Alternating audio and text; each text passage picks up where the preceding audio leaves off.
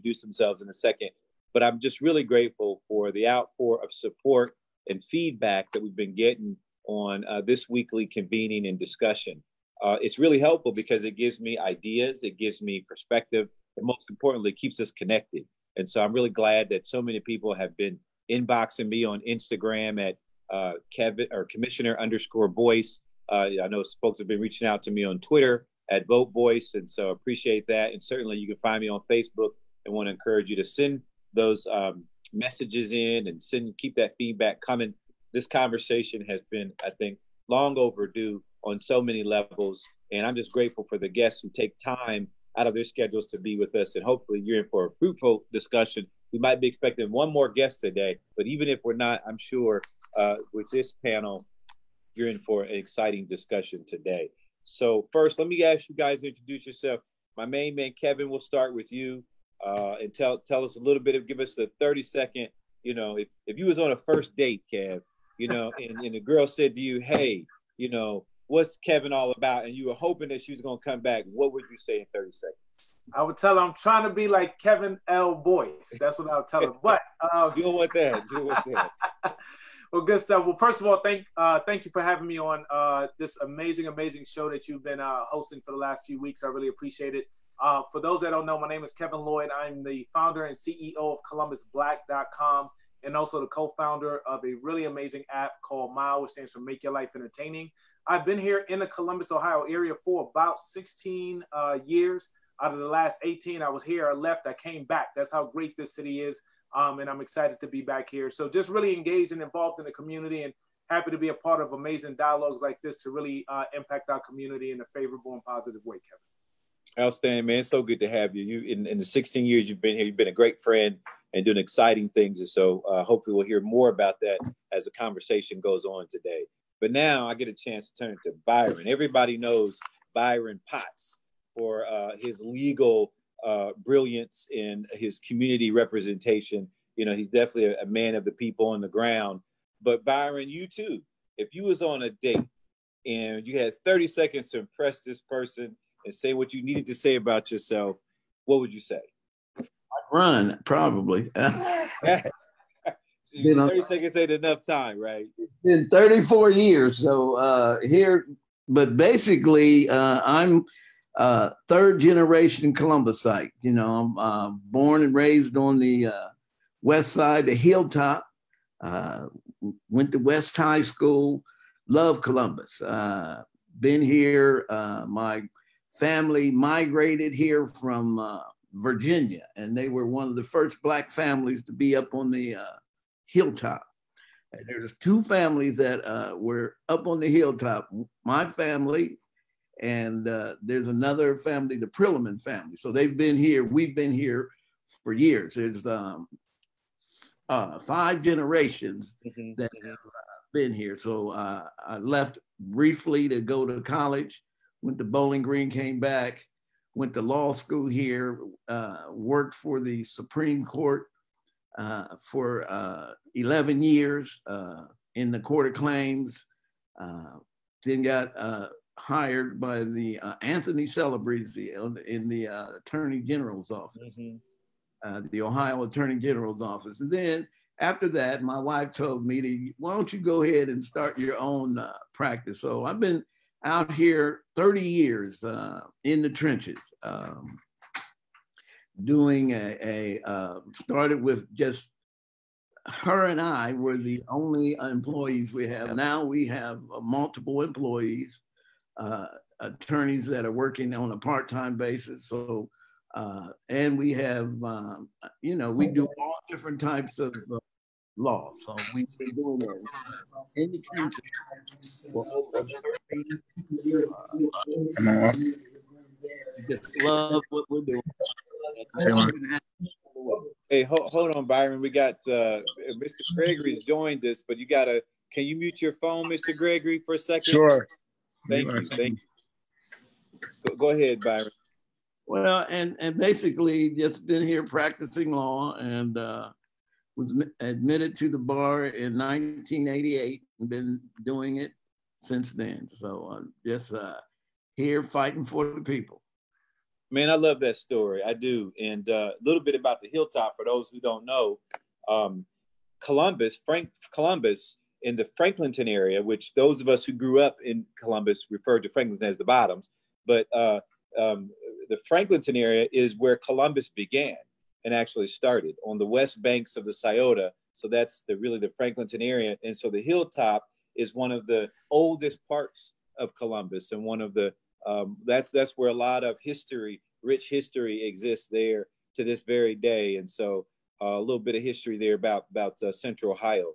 And Byron, it goes without saying what you mean to the community and the things that you have done to be a part of that. So thanks for joining us today. Looking forward to a fruitful conversation. And now, John, if you can unmute your phone, I'm asking folks to introduce themselves and in a way that if you had 30 seconds to introduce yourself in the most fabulous way possible, tell all the great stuff about yourself, what would you say? And imagine you was on a date and you had 30 seconds to say something. What would it be?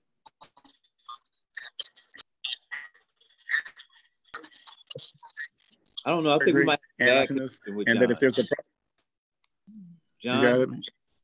Hathaway. Yeah. Am I on? You're on. Hi, can you hear me? Yeah, we can hear you. We can hear you. Yeah, I would say my name is John Gregory, and if I was a billboard and you looked up and you would look at me, you would say that's the solution. That's the person who works in the Black community, serves the Black solutions for the Black community. Man, that's outstanding. Did you think of that before you got here? Because that was way too organized in your thoughts. And so you just prepared like that, right? Hey, I'm a solutionist.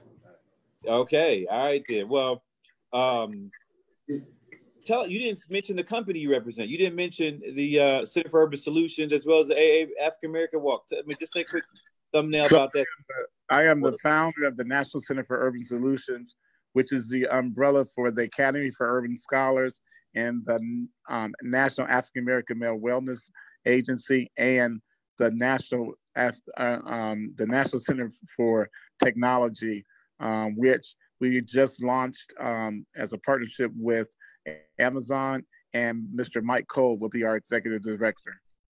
Oh, outstanding, man! That sounds like a really good effort. I'm looking forward to learning more about it. Let's dive right into the conversation, gentlemen. And dig right in. Let me start with a really simple question. What are you reading today? Here's what I'm reading, and it's called "We Were 8 Years in Power." I just started reading it. My son got me this book for Christmas, and I'm probably only on chapter 2. I probably only get like 4 or 5 pages a night. Kevin, don't be trying to look up no books back there. If you ain't reading that, just say I'm not cheating. Right? You can't cheat. You could at least turn off your camera for a second as you look back. I was gonna try to show you up for a second, but I can't do that when it's not my show. Thank you. I appreciate that, brother. I appreciate that. But I'm reading this. This is a book my son got me, and it's really about the Obama years and the broader conversation about race in America, but particularly what the Obama administration, the overall effect that it's had on culture today. And so it's interesting how timely this book is, given the environment we're in. But so John Gregory, why Kevin makes up the book that he's reading and thinks of it hard. What book are you reading right now? I'm reading the book called Alchemist. And it's a great read. It has a lot of allegory to it, but it really does apply to if you're on a journey in life and you're trying to figure it out. It really helps you figure out why you're on that journey. Nice. Mr. Potts, what you reading these days? I'm reading a bunch of law books for sure, and case law, because that's what I do. That's part of practicing law, is having to read, and read some more. However, I did, and I'm picked up a book that I have at my bedside. I pick at it, and it's called Never Quit. And it's talking about the journey that you're on. And, I've had a lot of ups and downs in my career. Recovering drug addict, went through a lot of stuff. So, and I never quit. you know, the Lord has blessed me with over 30 years of recovery, and it's just a blessing to, you know, when you have those pitfalls, it's part of your testimony, and it's part of your drive. So one of my fraternity brothers gave me this book, and I've just picked it up and started reading bits and pieces of it. So that's what I'm reading now. But mostly, I don't have a lot of time. By the time I'm home, I'm sick of reading. I want to lay down and get. Yeah, I hear you, man. I get to like maybe 2 or 3 pages, and I'm already, my eyes are just starting to fade, you know. But I try to set the goal, hit it a little bit. And it's a great book. It's a great read. It just, you know, I'm so exhausted at night. Kevin, what about you? Yeah, I want to drop two nuggets real quick. The first one is there's a book that I'm reading. It's called The Lean Startup by Eric Ries. So obviously, with me being an entrepreneur, being up in the startup space, that's one that's really important. And it talks about how all companies can basically have this methodology around startups, right? And having a startup team in order to have that longevity, because you have to evolve and adjust with the times. And you have to do that really quick and iterate and try something and iterate. And I think it's really relevant for where we are, you know, as a society right now. And there's a lot of change that's about to happen that's already started. And I think it's relevant because we have to try something different, and then we have to keep making adjustments, right? Not going to always get it right. So I want to share that. The second thing I want to share, and this is I'm working on, I've already penned my own book. I'm working on a publishing piece, and it's called To Lead and To Be Led. And I think is another book that's really relevant right now, because even though you don't have to have the title in order to be a leader, it's a situation where a lot of people have that title, but they don't lead effectively. But it's all about, you know, learning how to build relationships and get to know people, what makes them tick, in order to build a strong relationship to achieve and exceed the goal. So in this day and time with what we're facing, I think is pretty important. But that's what I got going on. Man, I mean, Kevin's so bad, he can read 2 books at once. You know, that's how good he is. Gentlemen, if I could ask you to mute your phones while you're not talking, I want to make sure that we don't have the feedback, and I think we're getting a lot of feedback. So if I could ask you, just mute your phone, and then when you go to talk, just hit the unmute button, if you don't mind. That's you, Mr. John Gregory. I think that's coming. If you could mute that, that'd be great. I'm in an office by myself, so you shouldn't get any background from me. Yeah, it keeps coming up like it's you, because it shows, I don't know what that feedback is. I don't know. Okay, we'll continue along. So anyways, let's dive right into it, man. You know, it's been so much going on. 2020 has been just crazy year, and so much has happened. We started off with a global pandemic, and then we had the tragic murder of George Floyd. This is a census year. It's an election year. There's all kinds of things going on.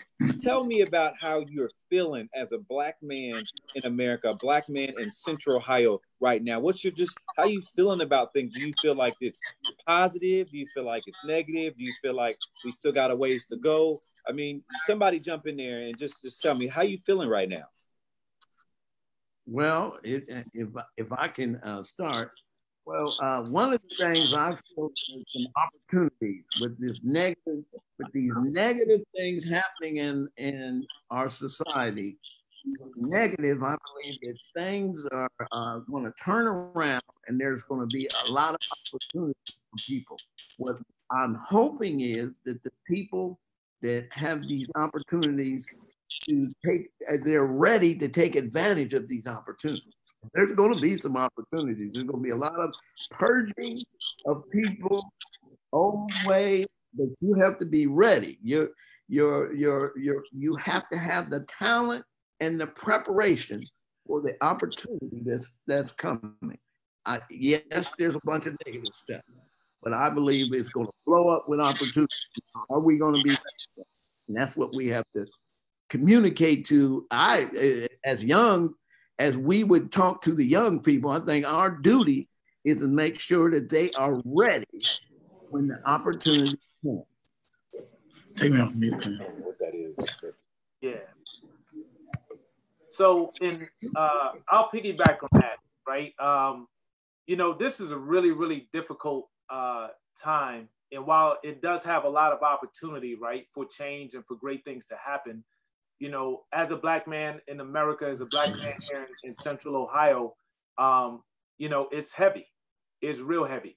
As we think about the term, I can't breathe, we haven't been able to breathe, period. And the weight that we feel each and every day in order to just survive is really, really heavy. So, I'm a very optimistic person. I think most people that know me realize that, I have a really positive attitude, 3/4 of the glass full at all times.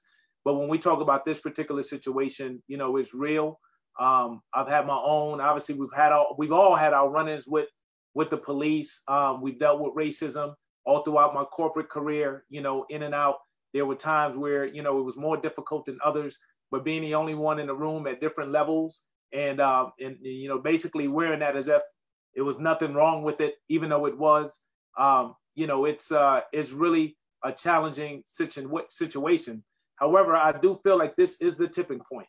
And the biggest thing I keep sharing with everybody is we have to continue to push, right? Now is the time to push. The change has to happen. We see it. There are things out of our control so powerful that is clear as day to everybody. Now is the time. But we need to push for the change. We need to stick together and we need to make it happen.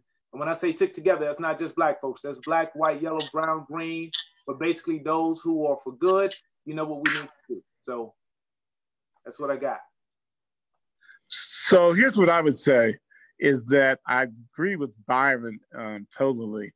I said this I have over 100 employees, and I pulled them all together, and I said, now is the time that we should walk through the door of opportunity. If now we were ever going to grow bigger, then this is the time to do it. And so we're opening up an office in Philly and Pittsburgh starting today. But I also said is that as an African-American organization, that what we should do is see that how we can make ourselves most valuable to the universe in making change in our community. African-Americans are very episodic. Something happens, we respond, and then we respond for a little bit longer, then it goes away. So part of me is I'm very angry. I'm very angry that we are still being episodic and not looking at how systemic racism, and I'll give you an example. I was on a call with a bunch of women, and I said to the women, let me talk about this systemic racism. Systemic racism has said that Black women are the only leaders that happen in our community. And so that when you look around, even in our city, you see a lot of Black women in charge.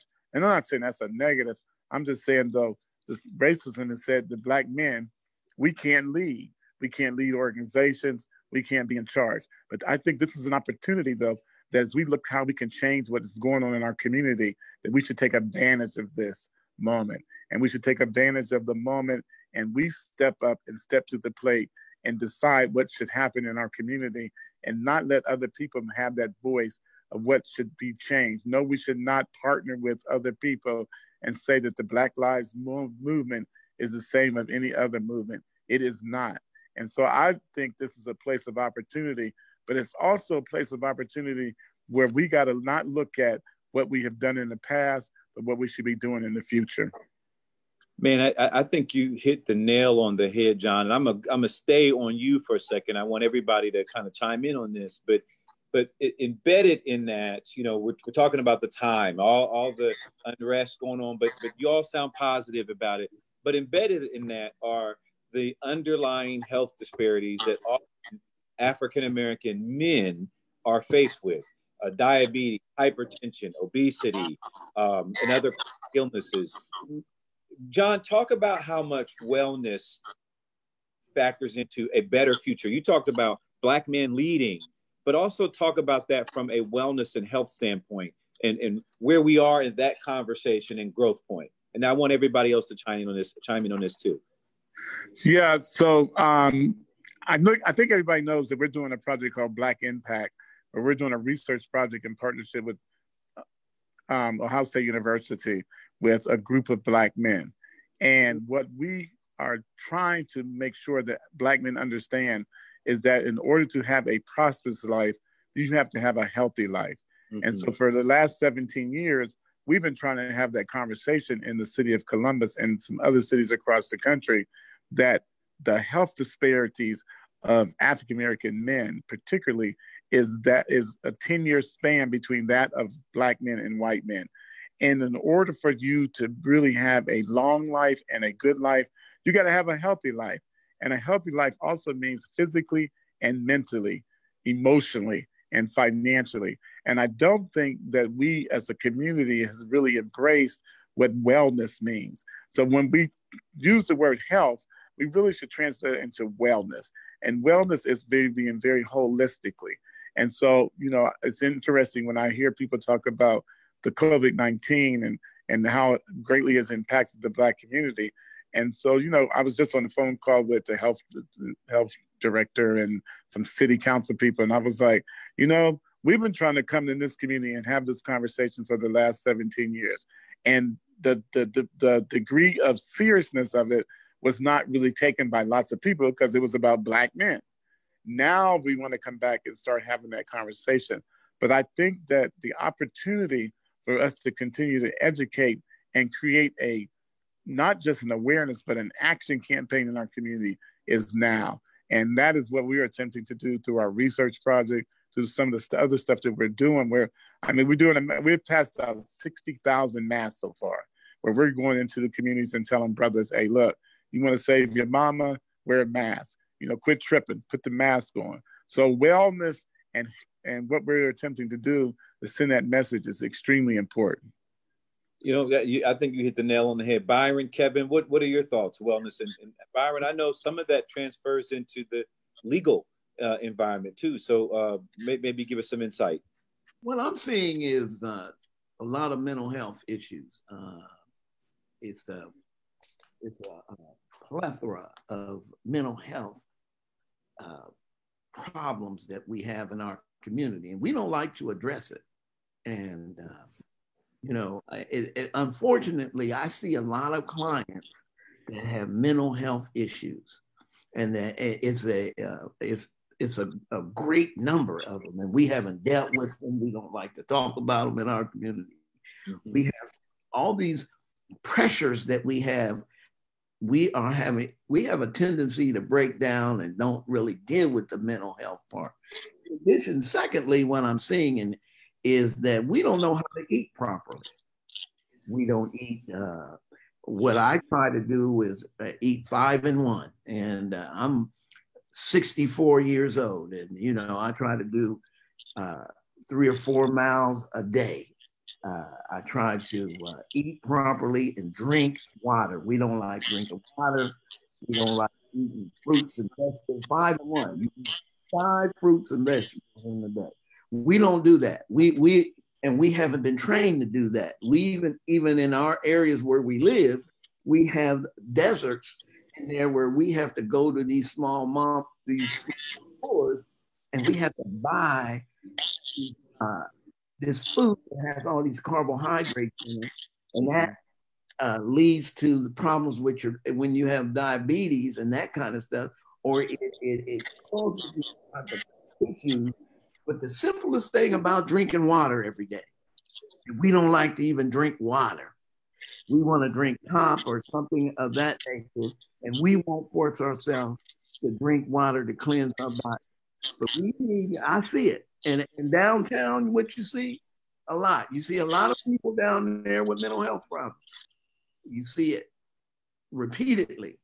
And we don't like to deal with it. But we need to start talking about not only the racial disparity that we have with our health system, but what are we doing mentally to help us to properly compete in the society? We have to be able to compete, and if you don't have your mind, how are you going to compete? Byron, you hit a number. Kevin, we're going to go to you in a second, but Byron, you hit on a number of topics that really get at the heart of this conversation, and a couple of them were around the mental health. But let me just zero in on the eating, because I think you're so right. And as we get older, we become a little more self-conscientious because you're dealing with so many other things physically. But I've been cooking more lately. I've been cooking. Now I can't cook I ain't good at it. I ain't say I was good at it. I just said I've been trying to cook more and expand my repertoire of cooking things. And that's the thing we've got to do. But all too often in many of our neighborhoods, there's a lack of access to fresh fruits and vegetables and good meat and whatnot. And so as a result, the easier thing to access is fast food or highly, sodium-based foods. And so this is something as an elected official, we got to start to really think about how we're building neighborhoods. We're going to get to the census a little later, but Central Ohio is expected to grow by over 1 million people in the next 20 years. And as we build this new Central Ohio, as we grow into this new Central Ohio, what is a part of those communities will be critical in our health. Let me give a quick shout out to some folks who are watching us from Franklin County. Deputy Administrator Keena Smith, thanks for tuning in. Former CEO of CODA, Ron Barnes, is watching us today. Good to hear from you, Ron. And I think he lives in Florida now. So, what's up, Ron Barnes? Yeah, he's in Florida. You off in Florida, man, but we still love you. Come back to Ohio anytime. WCMH meteorologist Ben Gilbert is watching. Thanks for tuning in, Ben. Appreciate that. Also from WCMH is Gail Hogan. Always good to hear from you and see you. John Coates is tuning in with us. And don't forget to share this link so others can tune in. And then we've even got people from Cincinnati. Stanley Gates from Cincinnati is tuning in, watching us. So hi, Stanley. Thank you for tuning in. Kevin, talk a little bit about this wellness and health aspect in this environment. Give us some words that folks can sort of tune in on, and maybe some advice. Yeah. So first of all, I agree with exactly what John as well as Byron said. And at the end of the day, it's cultural, right? If you look at it for me, and I know we don't want to continue to go back, but we need to understand the past. If you think about the impact of being traumatized, as we think about this mental health issue, right? In the whole wellness piece, we've been traumatized as a people. It is really, really difficult, and it's showing its impact over time, right? From being terrorized and traumatized. And then you think about the economic inequalities, right? And you think about the food deserts that we have. So you think of the quality of food that we have, and then culturally, we're used to that. Unfortunately, we are so used to it, it's become a part of what we do every day. And it's impacting us from a physical standpoint, a mental standpoint, our overall wellness. And it is a shift that has to happen. And that comes from education, it comes from awareness. But at the same time, if you only have a certain amount of dollars, right, to buy certain things, and the stores around you are serving those items, which are not the best items, and you may not know what the options are, you're going to keep doing what you're doing. And that's what's happening with the masses, right, of our people in our communities. Now, obviously, there's some who've elevated, drinking water, working out, eating better fruits and vegetables, even may have their own gardens, but not enough of us. And it's a cultural shift, Kevin. And I think we have to continue to talk about it, but then take some action to change that in our communities. I mean, I think you hit the nail on the head. And I admit I'm not perfect when it comes to, I've tried to get better at it, but I'm not perfect. And I think it is a cultural shift. And now more than ever, this is the time for us to really zero in on the health and strength and wealth of Black men in the Black community. And so I think all of your answers were spot on. I want to take a minute to send a shout out to Joe Mazzola, the Franklin County Health Commissioner, has joined us watching. It's so critical that he's joined us. He's been very much a part of the conversation internally and helping Franklin County navigate some of the challenges of the COVID-19 environment in 2020. But let's keep the conversation going. Somebody suggested earlier, I think it might have been John, but I want to hear from you, Kevin. Why don't you start us off from this one? You know, he mentioned he was having a conversation with Black women and this leadership sort of conversation about there are Black women in leadership and where are the Black men and whatnot. And you know, I like to think that I'm helping to, you know, participate in leadership in Central Ohio some, and there's so many others, everybody on this call certainly, and I could run through a list of folks. But is there a gap growing between Black men and Black women in this conversation? You know, are we able to work together as Black men and Black women for a better Black community, especially in this environment? Or do you feel the gap? Do you feel like the gap's growing? No, I think the answer is absolutely we can and we are, right? I think, unfortunately, due to, once again, a systemic piece, right? The Black men being pulled out of the family, being pulled out of the community, whether, you know, for the institutional prison system, which obviously Byron can speak to more than I can. But I think what we've seen is culturally from the beginning, right, of coming into this country, there's been an attack on the Black man, right, or the Black male being pulled away. And I think what's happened is our women have naturally stepped up when they needed to, right? They have stepped up. They've been the matriarchs and they've worked to do what they can in our community. But obviously, there are more than enough brothers out here that are doing what they need to do from a leadership standpoint. Women support that. And I think collectively and collaboratively, we're stronger together, pulling together all of our leadership resources to make happen what needs to happen in our community. So, you know, even if you think about one of the fastest growing numbers, because I'm on the business side of things, is Black entrepreneurs, Black women entrepreneurs, right? One of the fastest metrics growing in our nation. And that's one of the things we need to change as well. But we have to keep in mind why so many brothers are not in some of those numbers, right? It's the systemic piece that has lasted for way too long. And now is the time for us to change that in an aggressive and intent way, Kevin. Man, I couldn't agree more. Byron, what's your thoughts on that? You know, is the gap growing or are we coming together? This is our moment. Hopefully this will change. And I just looked at 13th on Netflix. And what we're talking about is the 13th Amendment, where they're free labor in the institutions. And they were sending all these young Black men, mostly Black men, they are sending some women, and it's taking away from our leadership pool, because some of the most talented people are in those institutions now. I go in there and there's some very intelligent young people, young men that have been taken away from their families. And just like Kevin said, is that the women had to step up because they were taken away. And that's part of that systemic racism that we have, where we have this criminal justice system that is a disproportionate number of us going to institutions and being sent away and taken away from our families. And what is the result of them separating from our families and have to raise the mother continuously has to raise the children. What I'm seeing is I have two grandsons that just graduated. One just graduated from Muskingum College. Congratulations. And then my other one is playing football at Ball State and is a junior there. And how important it is for us to encourage these young brothers to go to school, because they're not going to school like they used to go anymore. And that's why we have that divide of having more women in leadership positions and have these young brothers in there because they're not going to school. Where they're going is they're sending them to institutions.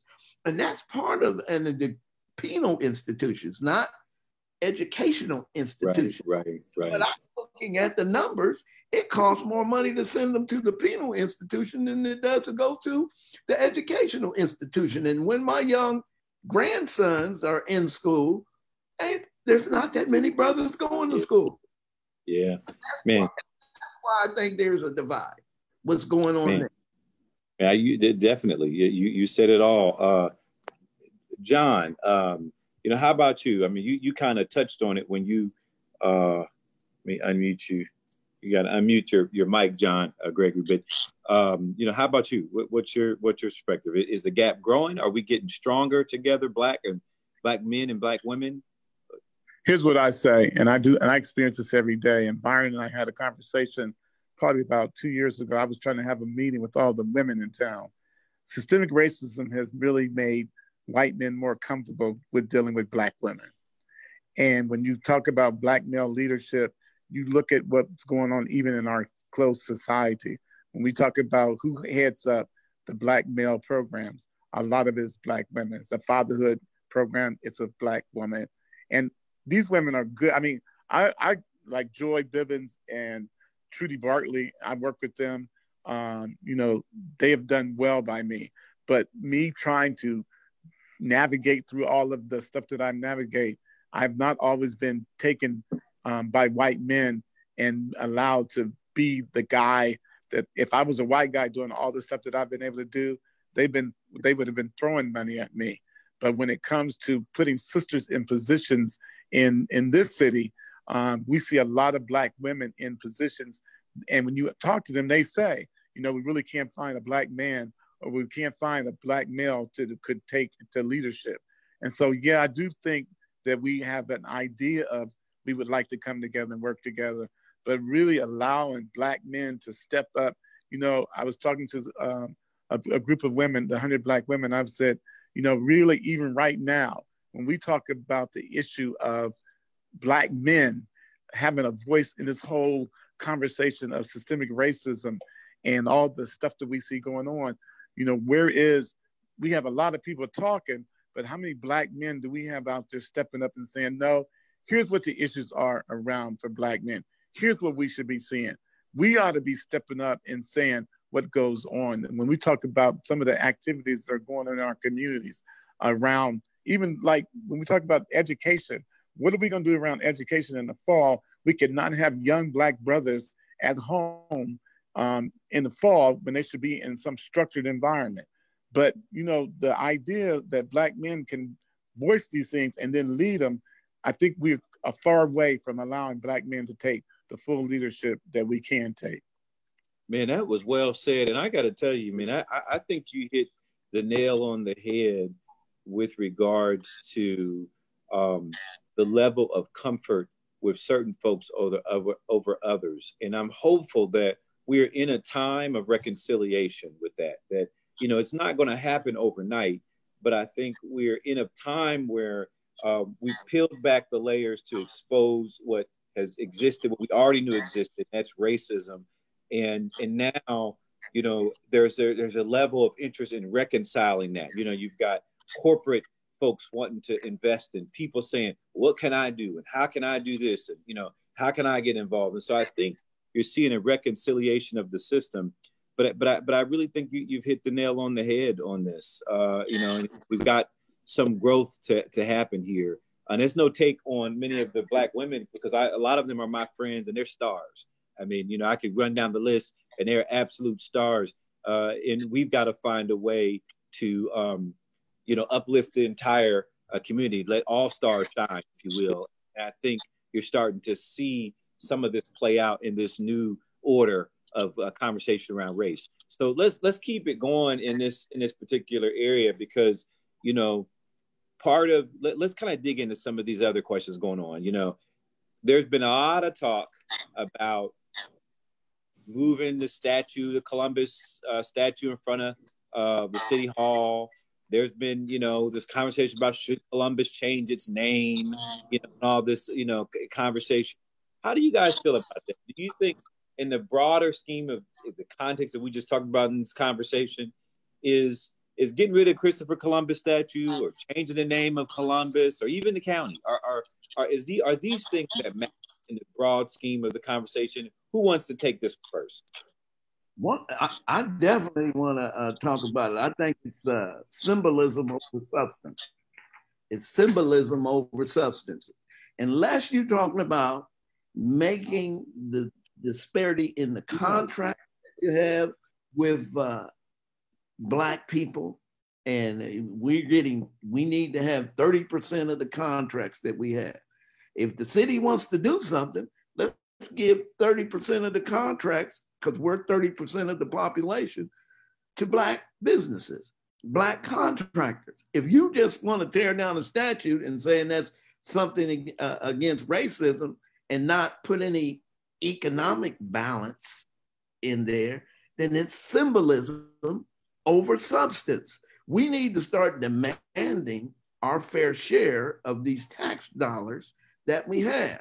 And that's why the most important thing that we can do as elders, because I believe I'm an elder in the community, is make sure these young folks that have these businesses and everything are prepared when the opportunity comes. So we have to demand our fair share and not just look at them tearing down the statue and doing that kind of stuff if they don't put something of substance in place to even that gap that we have economically. If they're not putting money in their pockets, I got a problem with it. It doesn't mean anything.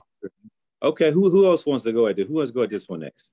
Should we take down? Does it matter to take it down these statues? Does it matter about the name Columbus and Franklin County and all that? Yeah, so I think I would align with the symbolism piece, right? It all means a lot, right? It means a lot, but the actions that go with it are just as critical. So I don't want to sound redundant as Byron, but I do feel like, when you look at the name of the city, right? And then you think about the statues and them coming down. I think the name of the city is one thing that's kind of extreme to a degree, right? But I think that the statues is a totally different situation, right? Because those are literally in front of somebody symbolic. And in some of those cases, those statues represent something meaningful in regards to our past, right? And to remove those, say we are trying to be done with this part of our history and move on. Now, for those that say we should hold on to that history, I would just say, well, we removed Black history, so why can't we remove this, right? If you think about all we did in this country, right, to get to where we are, and that has been completely erased from the history books, and now we're talking about a statue. So Kevin, if I could jump in, I want to make sure I understand this right. It sounds like you're disagreeing with Byron a little bit to say that you do think the removal of the statue and considering changing the name, while you said it was extreme, but you do think there is meaning in it. And because I get what Byron was saying but it's got to be with substance. You got to have economic impact if you want to move the needle. That's not going to do it. But you do feel like it has some symbolic meaning, right? I feel like it has. I almost tie it to the part when we talk about reparations, right? It's time for that to change as well. Now, I do align with Byron on there's actions that need to align with that as well. It's all about, at the end of the day, economics, right? So if we're going to move a statue, but guess what? We still don't get the contracts and the deals and the opportunity. The statue meant nothing, right? It's a small symbol. It all has to connect. It's time for significant and institutional change. It is time, right? Like we've seen enough, we've had enough. And guess what? Right. There's nothing wrong with moving it all. Let's move into a different lane at this point in time. Yeah, my man Nick Bankston has joined us watching. Thanks, Nick. He was on the show some time back. I'm gonna have him back, but thanks for joining us. And then Michael Allison, another business leader from Cincinnati, is watching us. So thanks for tuning in. John, bring us home on this question. Does it really matter that we're taking down, statues and talking about changing the name of the city? Is this relevant in the big scheme of the conversation that we need to have about race today? And to me, again, it's episodic. I said it was silly. I was like, the statue came, it was a gift from Italy. It had a whole nother meaning to it. I think that, and I guess I'm with Brian. For me, it's just not substantive enough for me.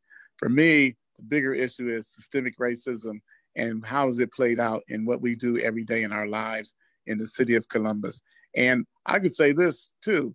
To me, African Americans, we have some degree of responsibility and accountability for what's going on. And so I don't even want to, I don't care what they do with the statues, because I don't have any significant meaning to me. What means more to me, and I think that what has happened is that people have gotten on bandwagons. It's like all of a sudden, I was talking to a company who called me and they want to give the walk some money. I said, it's really popular now for white people to decide, this is what we're going to do as it relates to helping the African American community. We're going to do that right now. And so I'm thinking, but are you taking away the ingrained systemic racism that exists in how you operate? That's what to me is more important. Don't take a statue away. Just don't change a name. Take away how you practice your business and what you do. I think you're all right, but I'm going to add just a little bit. I personally think that it does matter, because the way we tell history for future generations will have an impact on racism down the road. And so Byron mentioned his grandchildren. I don't have grandchildren yet, and at least I know of. But I would say that it's time for us to begin to tell history, our true history, so that we can heal, so that we can move forward, so that the next generation isn't unpacking and unwinding, this kind of information, that we can grow from it. But that being said, I think you're right. The substance is critical. And the only part of substance that's real is economics. And I'll just tell this quick story because I think it's relevant for this conversation and it matches. There's a professor out of North Carolina A&T that teaches a class on racism. And she says that on the first day of class, 30 kids show up to class, and she breaks them up in 3 groups of 10. And she takes the first group and says, okay, pick your representation and start playing the game. So, you know, folks pick the thimble and the car, and they start to play Monopoly. And she lets that first group of 10 play for about an hour. What's happened? They've gone around, pass, go, started to collect $200, started to buy property. Then she allows the second group of 10 to join into the game. And they join in too. They go around the board once, start collecting $200, start to purchase property. Now, 2 hours have passed. And then she invites the third group to join in. And she says, okay, and now you got, at this point, you know, all the pieces have been taken. You know, the thimble, the car, the wheelbarrow, they're all gone. So they're tearing off pieces of paper and finding lit in their pocket to represent them on the board. And all they're doing is waiting to get to go so they can collect $200. But then they're paying rent or going to jail because they don't have any possibilities to own property. And the point of the lesson that this teacher teaches is that that's what racism is in America. And this element of economics is the critical part. You know, the game has been set, the rules have been set, the wealth has been distributed, and you don't get to participate in any parts of it. And that's what being Black in America has been like. And in order for us to address some of the systemic pieces that started off in the wrong direction, we've got to unwind the economic elements of it. And I think that's a real good a measure of what it's like to deal with race in America. So we got just less than 15 minutes, and I got to cover when what I think is maybe the most important parts of these conversations, and that is that this 2020 is a census year. And I think that's right. You do the hand wave, Kev. I think, John, you in particular, you know better than anybody the value of public resources as it relates to knowing what our population numbers are. And so, guys, if you could talk to me about the value of the census and where you see its impact. You know, for those who don't know, I'm gonna give you a thumbnail of it. Over $34 billion comes to Ohio based on our census numbers. And these fund programs like Medicaid, our direct loan program for student loans, SNAP, that's a supplemental nutrition assistance program. And I could go on and on and on and on the list. It really allows us to represent our challenges, our growth, and our issues best we can because we have information. So guys, talk about the value and importance of the census for a minute. I want to jump in here real quick, and I want to hit 2 things, and I'm gonna pass it on because I know the clock is ticking. One is I think it's so relevant right now as we think about what happened with COVID and our current situation and what's going to continue to happen, and having the appropriate allocation of dollars to support our healthcare system is so critically important. If we don't complete the census and we don't have an accurate count, we don't get the dollars we need to even take care of the fundamental essentials that are needed, especially in a time like now. So I think this is one of those times that it really makes it so clear how important the census is, even though it impacts so many other aspects, but this is a big one. And the second one is an alumni of an HBCU, Tuskegee University in the house. There's funding that's allocated to HBCUs through the census. This is really important that we get our numbers accurate as well, and that we are all getting counted because it impacts so much. So I just want to share that, and I'll pass it on to Byron or John. Yeah, you hit the nail on the head. Yeah, preach. Here's what I'm seeing in here, and you're talking about the gutter, the hardcore. They scared to do the census.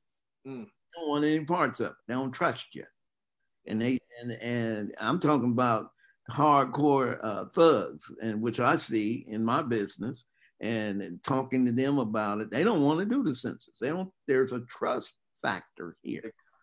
And unless you get people that are like John and people that deal with hardcore brothers every day that they can trust to get behind doing something with the census. And we can get all the fancy Black folks to come up there and talk about do the census, but I'm talking about people that know how to roll up their sleeves and get dirty with them and know what's going on in the street. We need those type of people to talk to them about how important it is to do the census, because they don't trust. It's a big trust factor there. I ain't thinking about doing that.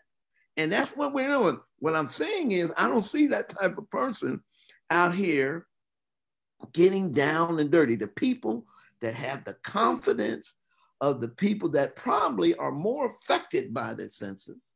They're more affected by it because they deal with SNAP, they deal with Job and Family Services, they deal with all these programs, but they don't trust putting their name or information down. They ain't thinking about it. You think you're trying to get me or do something like that. So what I see what we have to do is get people that have a relationship with these people that are out here that are the least of these, the people that aren't really out here trying to assimilate in the population, to get them and get them numbers. If you want to get the real numbers, let's get down and get down and go send some of the people out here that have a relationship with them to do that.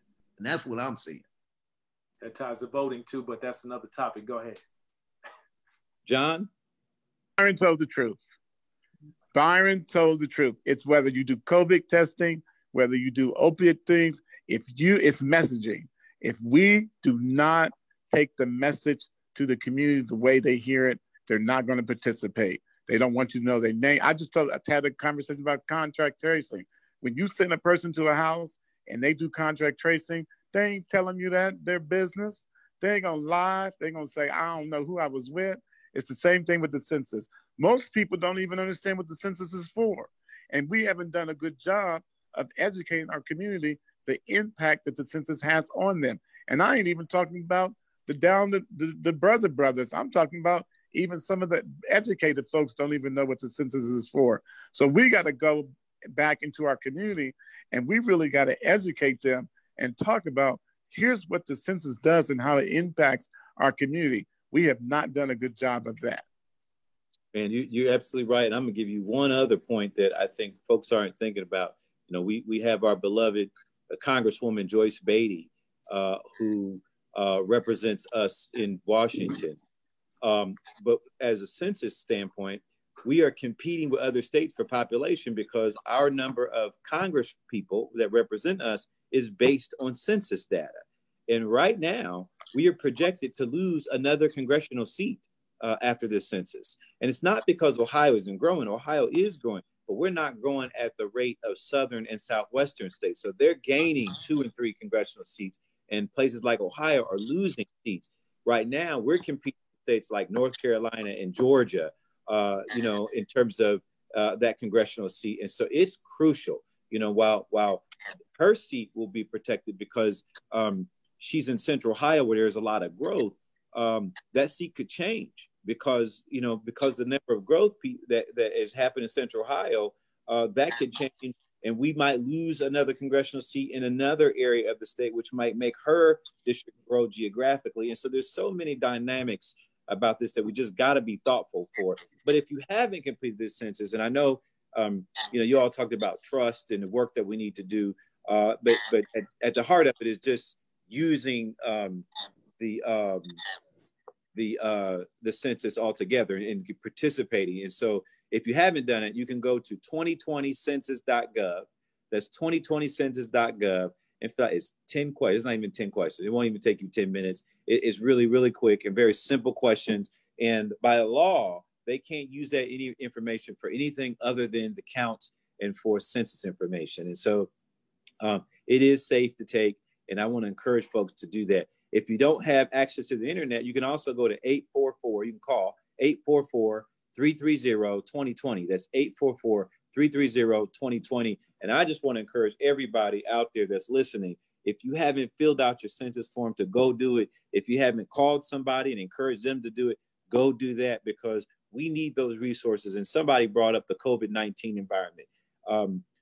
Much of the resources that come that are generated from the COVID-19 dollars are based on count. It's based on, when they did this last stimulus bill, and the county, Franklin County, got $75 million or something like that.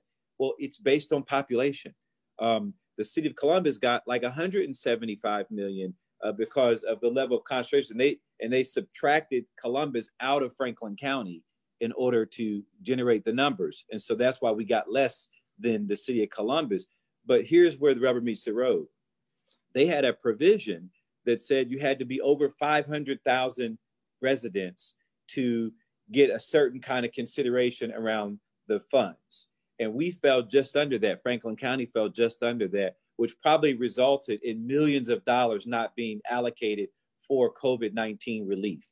And so that's just one example of why it's so important to be counted. Franklin County is at the heart of receiving those dollars. And so I'm really grateful that we got it, but we need help. So as we kind of wrap up this call, we got about 4 minutes. Maybe I'm gonna ask for each of you to get a parting words to those who are listening or watching about, you all talked in the beginning about how hopeful you were about everything. And you talked about how you feel like, there's a new day taking shape. And so you'll have to push your button to unmute yourself to talk, but just give us 30 to 60 seconds or just, something positive about, where things going and a good word that you want to public to remember by today. You got to unmute yourself. Here we go. You're good. All right. So I was going to let Byron kick us off, but I'll go ahead and. I can if you. I was showing you did refer to yourself as the elder. You did. So I am probably. So I mean, you are elder, so he gave it to you. So respect your elders. Absolutely. Absolutely. Now, what I wanted, my parting words is preparation meets opportunity. And what we always have to, John, I love what he's doing. John is preparing these young people in the school that he has and getting them prepared to meet the opportunity. When we get the opportunity, we can make all these demands, and when they give us what we are demanding, and then we're not prepared for it. We have to think about whose duty is it to prepare these young folks when they're out here demanding things on the street. Do they really know what they're demanding? Are they ready to seize the opportunity when they have? Right. And I believe that there's going to be some tremendous opportunities, but we must be prepared when those opportunities come. All right, prepared. Be prepared. Who's up? Kevin, John, party words? You gotta unmute yourself. Okay, here's what I'm going to say, and I just echo what Byron says, is that we gotta, first of all, I'm going to say to the Black community, take responsibility for our own destination. Don't let other people define where we're going. And let's make sure that technology, they have estimated 60,000 jobs will be eliminated in Columbus, Ohio. We got to prepare not only our young people, but the people who have lost their jobs for the next wave of jobs. And they all will be focused and centered around technology. We got to get in the groove. The opportunity is there. Let's step up. Let's go get trained and let's get ready. Man, spot on. Kevin, bring us home. All right, here we go. So I'll keep it short and sweet. And the time is now, right? The time is now. And similar to what was just said, innovate. So as a techpreneur, as a startup founder, as a business owner, the time is now for us to innovate and be creative and to make a difference and be a part of this change. It's never been an opportunity like it is for us right now, right? With the level of support, the level of collaboration, not just here locally, nationally and internationally. If we don't seize this time, I don't think we could ever seize another time. So let's make it happen, and let's make it happen right now. And that's what I have for us. And words of wisdom. I really appreciate all three of you. You are doing amazing things. I'm looking forward to being part of the African American male wellness walk again this year. Just really thrilled and excited about what that's shaping up to be. And I'm not sure how that's going to look in the COVID-19 environment, but it's going to be good no matter what. And I know John will do it right. And Byron, thank you. And Kevin and John, for all that you do represent this community and all that you invest in this community, because you all are three great leaders and individuals. And I'm just grateful that you took time to share some words of wisdom with Central Ohio. For those and thank you for being you, and thank you for being the leader that you are being. And I want to tell you this, I was so grateful when you said to the Urban League and to the NAACP that we got to look at doing the new Urban League and the new NAACP. So thank you. Absolutely. Thank you, John. And for those watching, we'll be back here same time, same place next week, 3 o'clock. I hope you'll join us. Send us some ideas and thoughts on conversations and things you want to hear about. We'd love to have you. And remember, we'll be back here next week, same time, same place. Y'all have a great week. Stay safe out there. All right. Thanks, everybody. Bye-bye. Thanks, Kevin.